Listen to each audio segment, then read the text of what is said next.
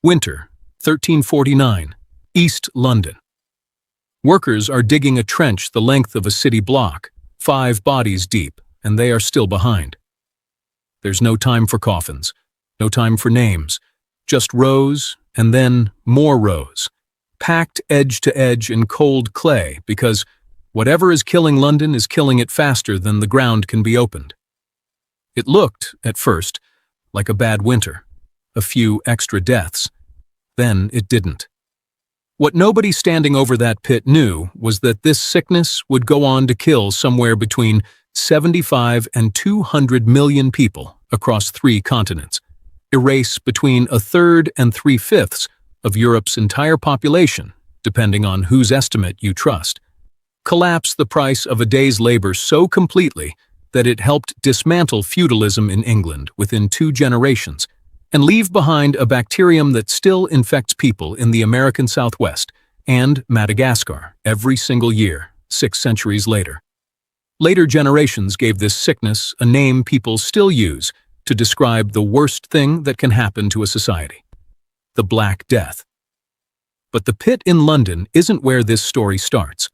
It starts 9 years earlier, on the shore of a quiet lake in Central Asia, in a graveyard nobody thought to dig up for another 500 years.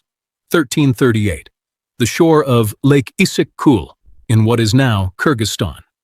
A Christian trading community here buries its dead in a hillside cemetery, the graves marked with headstones carved in Syriac script. That year, and the year after it, the carvers are busy. Far busier than usual. Stone after stone gets the same word chiseled into it: pestilence. Nobody in this valley calls it anything else. There is no germ theory yet, no bacterium with a name. Just a word for a death that arrives fast and moves through a household in days. The lake is enormous and cold and blue, ringed by the Tian Shan Mountains, and the caravans moving silk, silver, and grain along its shore are also moving something the merchants can't see riding along in their saddlebags. For nearly 140 years, those Issyk-Kul headstones sat mostly ignored.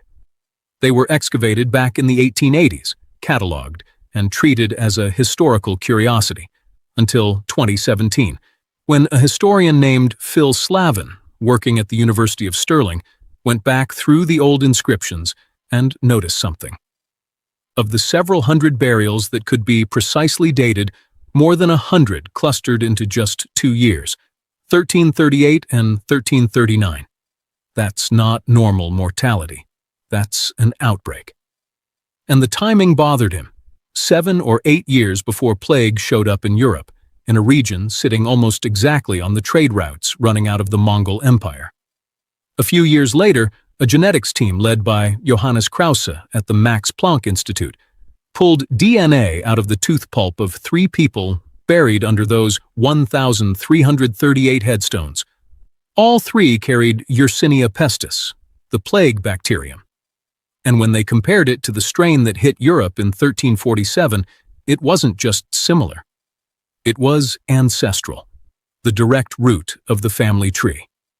So the trail runs backward from a mass grave in London to a document nobody read for over a century, to a bacterium that, the researchers concluded, still lives today in wild rodent populations tucked into the Tian Shan Mountains, a few hundred miles from where those headstones stand. None of that explains how a disease killing marmots and voles in a mountain range became a disease that could empty European cities. The mountain reservoir does its own quiet, permanent work. Burrowing rodents like the gray marmot, still studied by plague researchers in these same Tian Shan foci today, carry the bacterium in wild colonies for centuries at a time, mostly never touching a human being. It only becomes everyone's problem when something disturbs that colony and pushes infected fleas onto animals that travel. In the 1330s, something did. For that jump to reach Europe, you need the roads. The Mongol Empire, at its widest point, had done something no one had managed before. It connected the Pacific coast of China to the Black Sea under a single, patrolled network of trade routes. Historians call the stability this created the Pax Mongolica, and it worked exactly as intended. Merchants moved silk, spices, and slaves faster and safer than at any point in the previous 1,000 years. It also moved something else, riding on fleas, riding on the rodents the fleas fed on, in the same saddlebags as the silk. And all those roads converged on one contested port on the Black Sea, run by a Khan named Johnny Beg. Caffa mattered enough to fight over. The Genoese had built it into one of the busiest slave and grain markets on the Black Sea, a walled foothold that let Italian merchants trade deep into Mongol territory without answering to a Mongol ruler, an arrangement the Golden Horde tolerated right up until it didn't. By 1345, Johnny Beg, Khan of the Golden Horde, had laid siege to the city, determined to finally close that loophole. It was a siege he could not win. His own camp started dying of the same sickness that had already torn through his territory. And by 1346, his army was falling apart faster than the walls he was attacking. Here's the part historians still argue about. A notary from Piacenza named Gabriele de Musi wrote, years later, that Johnny Beg's dying soldiers catapulted plague-ridden corpses over Caffa's walls, an act some later writers have called one of the earliest deliberate uses of biological warfare in recorded history. It's a vivid story, and it still shows up in encyclopedias and documentaries today. But de Musi wasn't at Caffa. He was writing secondhand, likely from rumor, and modern researchers who've re-examined the account point out that plague almost certainly reached the Genoese anyway, through the ordinary traffic of rats and fleas moving with trade goods, siege or no siege. Whether the catapults happened or not, historians agree on what came next. The Genoese who survived the siege didn't stay to find out what was killing them. They loaded their galleys and fled west, toward Constantinople, Sicily, home. In October 1347, a handful of those ships put in at the harbor of Messina. A Franciscan friar named Michael of Piazza, who was there, wrote that the sailors still aboard were dead or dying at the oars, and that the sickness came ashore with the ships before anyone thought to stop them. Messina's authorities eventually tried to force the ships back out to sea. By then, it didn't matter. The disease was already walking through the streets. From Sicily, the disease moved up the Italian peninsula the way trade always moved, by ship, port to port, faster than any warning could travel by road. Genoa was infected within months. Venice, one of the busiest ports in the Mediterranean, was infected by January 1348. And by spring, it reached Florence, then one of the wealthiest, most densely packed cities in Europe. A young writer named Giovanni Boccaccio, whether or not he was in the city himself that summer, scholars are still divided on that point, had close enough contact with what happened in Florence to write the most detailed account of it we have. In the introduction to his book, The Decameron, he describes neighbors abandoning neighbors, parents abandoning children, and burial pits dug in layers because there wasn't time or room for anything else. The book's entire premise grows directly out of that horror. 10 young Florentines, 7 women, and 3 men flee the dying city for a country estate and pass the time telling each other 100 stories rather than sit with what's happening back home. Fiction, in this case, was a coping mechanism with a documented origin date. Florence's usual civic order, the guilds, the courts, the church calendars that structured daily life, broke down within weeks. Boccaccio describes healthy people walking past corpses left in the street because there was no longer anyone whose job it was to move them. Modern historians estimate Florence lost somewhere between half and 2/3 of its population within about 6 months, one of the steepest death tolls recorded anywhere during the entire pandemic. This wasn't a disease that stayed in one social class or one kind of neighborhood. It moved through merchants, monks, nobles, and beggars with roughly the same indifference.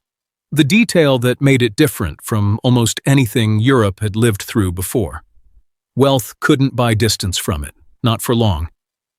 If this is the kind of history you want more of, subscribe. We cover the diseases that decided who held power every week. Now, back to how far up the social ladder this thing was willing to climb, because the plague wasn't done yet. By the summer of 1348, the plague had reached Avignon in southern France, where Pope Clement VI held the papal court. According to his own physician, Guy de Chauliac, the Pope spent part of that summer sitting between two enormous fires, on medical advice, in the belief the heat might purify the air around him. It didn't stop him from watching the city around him die in numbers his officials struggled to record. But the fire the Pope couldn't put out was the one spreading through public rumor. As the death toll climbed, people across France, Germany, and Spain began looking for someone to blame. And in city after city, that blame landed on Jewish communities, accused, with no evidence, of deliberately poisoning wells to cause the plague. Confessions extracted under torture in towns along the Rhine were read aloud and copied to neighboring cities, as if they were proof. And the accusations spread along the same trade and travel routes the disease itself was using, arriving in each new town just ahead of the bodies. On the night of February 14th, 1349, the population of Strasbourg killed an estimated 2,000 Jewish residents in a single massacre, one of the worst of dozens that swept through Europe that year.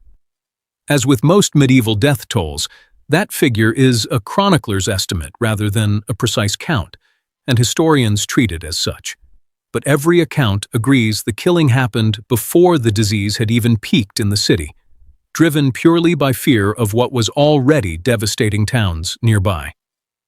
Clement VI issued not one, but two papal bulls condemning the killings, pointing out, accurately, that Jewish communities were dying of the plague at the same rate as everyone else, which made the poisoning accusation impossible on its face.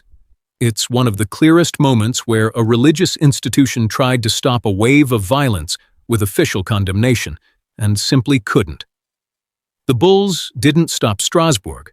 They didn't stop Basel or Cologne or dozens of smaller towns that followed the same pattern in the months after. What broke wasn't just bodies. It was trust, between neighbors, between subjects, and the people supposed to protect them. And trust doesn't come back just because a pope orders it to.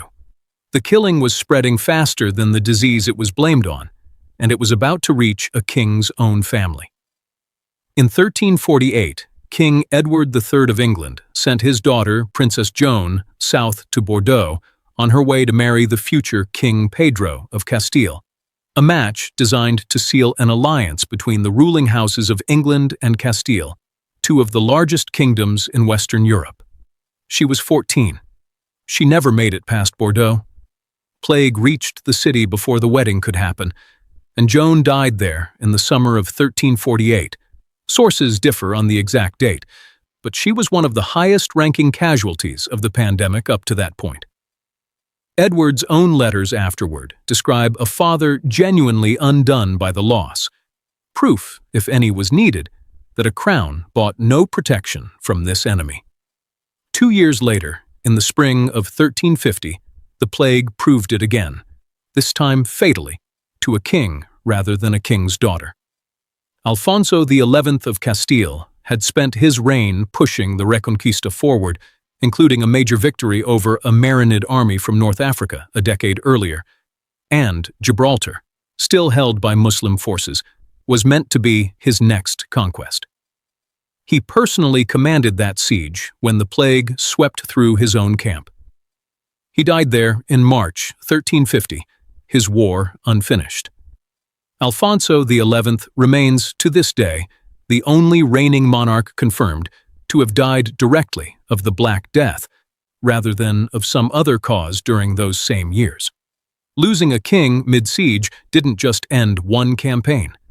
It reshuffled the balance of power in Iberia at a moment when Castile, Aragon, and the last Muslim kingdom of Granada were already locked in a centuries-long contest for the peninsula. Rulers weren't spared by rank, and every ruler the plague took left a gap somebody else had to scramble to fill. By 1350, the disease had crossed from a regional catastrophe into something closer to a continental reset. It had killed a princess bound for a wedding, a king in the middle of a war, and, by conservative modern estimates, something like 20 million people across Europe alone in under 4 years. And it still wasn't finished. Here's where the numbers get genuinely contested, and it's worth being upfront about that, rather than picking one figure and presenting it as settled. For decades, the standard estimate for the Black Death's toll in Europe was roughly 1/3 of the population, a figure historians have cited since the early 20th century. More recent work, including research by historian Ole Benedictau, argues the real number may be closer to half, or even 3/5, once rural parish records unavailable to earlier historians are factored in. Global totals are harder still to pin down, with estimates for total worldwide deaths ranging from around 75 million to as high as 200 million across Europe, the Middle East, North Africa, and parts of Asia. What isn't contested is what those numbers looked like on the ground.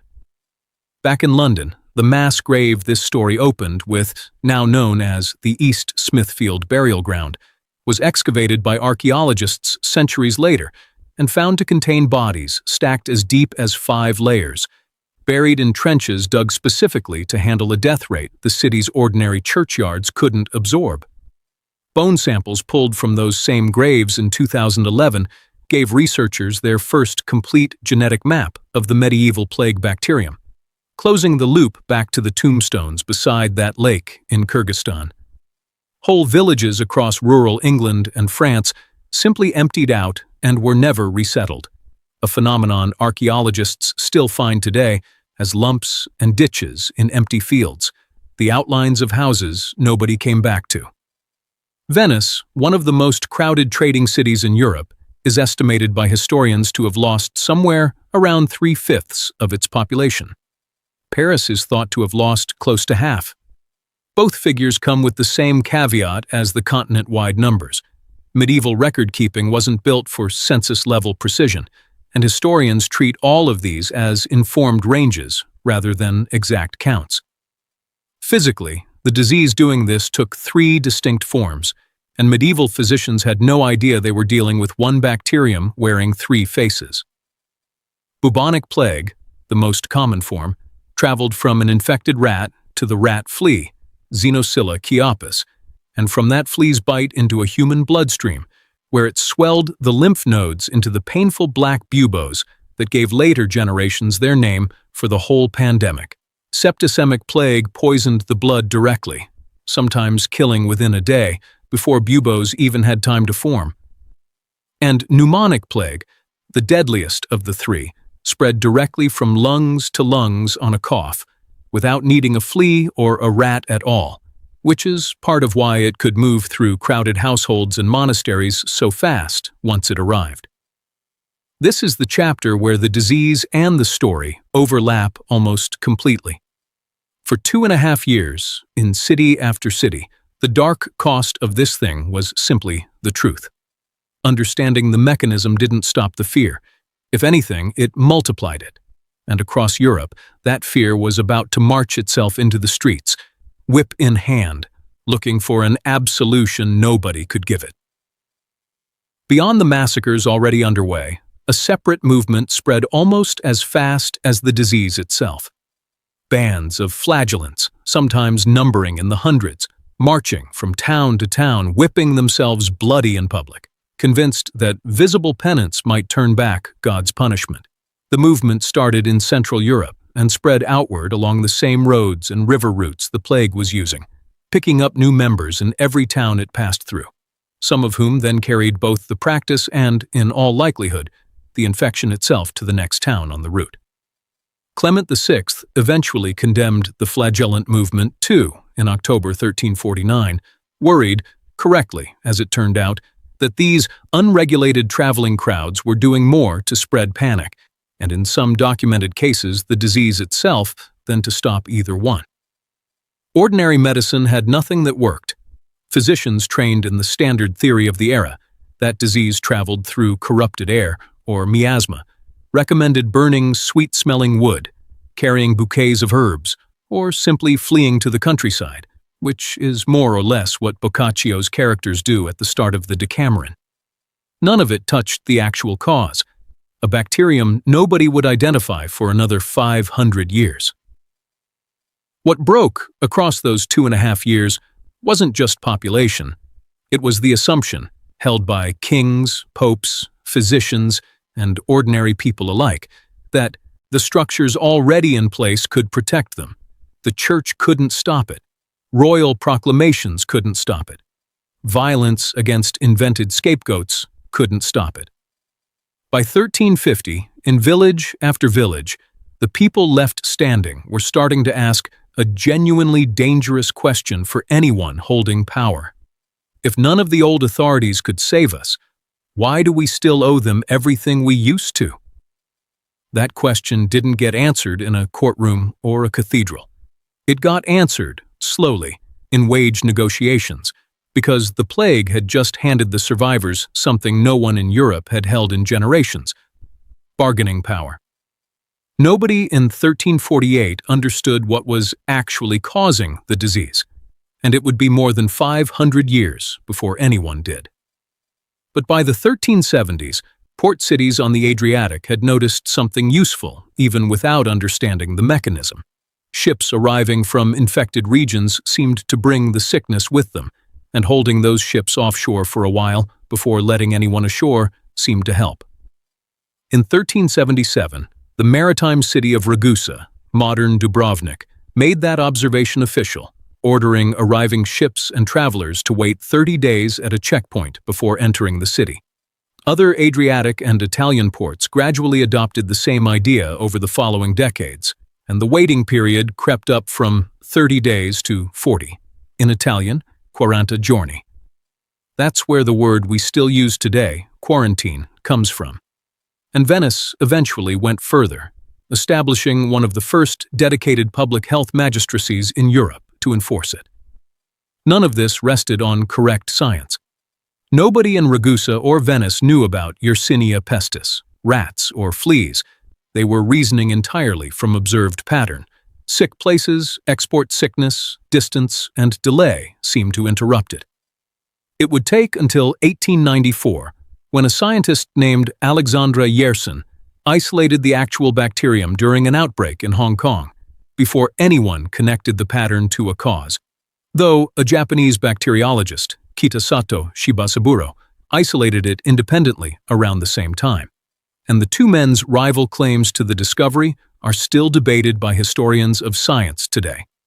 The bacterium ended up named for Yersin regardless, but the pattern-based response, isolate, delay, hold at a distance, worked well enough on instinct alone that variations of it are still the basic playbook used against new outbreaks today. That shift in thinking didn't save the people who'd already died. But it planted the idea that disease could be managed through policy instead of penance, an idea the survivors back on land had no time to appreciate because they were busy discovering that the plague had handed them something else entirely: leverage. With something like a third to half of the workforce gone, the peasants and laborers who survived found themselves, for the first time in generations, able to demand higher wages, and landowners suddenly desperate enough to pay them. Edward III's government tried to slam that door shut almost immediately, passing the Statute of Laborers in 1351, which attempted to legally freeze wages at pre-plague levels and force laborers to accept work wherever it was offered. It didn't work, not permanently. Wages kept climbing anyway over the following decades, because there simply weren't enough hands left to enforce the old arrangement, and resentment over 30 years of failed wage caps and unpopular taxes finally boiled over in 1381 in the Peasants' Revolt. Tens of thousands of rebels, led by a man named Wat Tyler and a radical priest named John Ball, marched on London demanding an end to serfdom itself, along with fixed low rents and the repeal of a deeply unpopular poll tax. At an earlier meeting at Mile End, the young king had already agreed, at least on paper, to abolish serfdom outright, a concession his government had no real intention of honoring once the immediate danger passed. On June 15, 1381, Tyler met the 14-year-old King Richard II face-to-face at Smithfield, the same patch of ground, essentially, where London had buried its plague dead a generation earlier, to negotiate. The meeting ended with Tyler fatally struck down by London's mayor, William Walworth. Accounts differ on the exact final moments, and the revolt collapsed within days. But the underlying economics didn't collapse with it. Serfdom in England kept eroding for another century, driven less by any single revolt than by the simple fact that labor had become too scarce and too valuable to force back into its old cage. The plague hadn't just killed people. It had quietly broken the economic floor feudalism stood on. Yersinia pestis never actually went away. The same bacterium that filled East Smithfield's burial pits and killed a king at Gibraltar is still circulating today in wild rodent populations on multiple continents, including, according to the same genetic research that traced the pandemic back to Kyrgyzstan, close relatives still living in the Tian Shan region where this whole story started. In the United States, the Centers for Disease Control and Prevention reports an average of about 7 confirmed human plague cases every year, most of them in northern New Mexico and Arizona, almost always traced to a flea bite from an infected rodent. Modern antibiotics mean plague is now almost always survivable if it's caught early, a fact that would have been unimaginable to anyone burying bodies in 1349. Madagascar sees larger, more regular outbreaks most years, and the disease still occasionally resurfaces in isolated pockets across Asia, Africa, and South America. It's not gone. It's managed, held down by antibiotics, surveillance, and the same basic instinct Ragusa stumbled onto 6 centuries ago. Watch for it, isolate it fast, don't let it travel. Public health agencies still track it as a nationally notifiable disease, which is a fairly remarkable thing to type about a bacterium most people assume belongs entirely to the medieval world. The bacterium that helped end feudalism, killed a king mid-siege, and buried a princess before her wedding is, right now, sitting quietly in rodent burrows a few hundred miles from where a handful of forgotten gravestones first recorded its name for something as ordinary and terrifying as pestilence. A trading community beside a lake in Kyrgyzstan buried its dead and carved a word into stone that nobody read again for 500 years. A dying army at Caffa may or may not have thrown its corpses over a wall, but its refugees carried the sickness west regardless. A pope sat between 2 fires, while his own bulls failed to stop a massacre he was racing to outrun. A princess died before her wedding, and a king died mid-siege. A city of laborers, once bound by law, marched on London and renegotiated the terms of an entire economic system. And a handful of port officials on the Adriatic, guessing at a pattern they didn't understand, invented the tool the whole world still reaches for whenever something new and contagious shows up. Not bad for a bacterium too small to see with the naked eye, spread by a flea riding on a rat. And it's still out there right now, not in a mass grave this time, but in the burrows and grasslands of the American Southwest, Central Asia, and Madagascar, circulating quietly in animals that have no idea what they're carrying, the same way a caravan crossing the Tian Shan Mountains in 1338 had no idea what it was carrying either. If this is the kind of history you want more of, hit subscribe.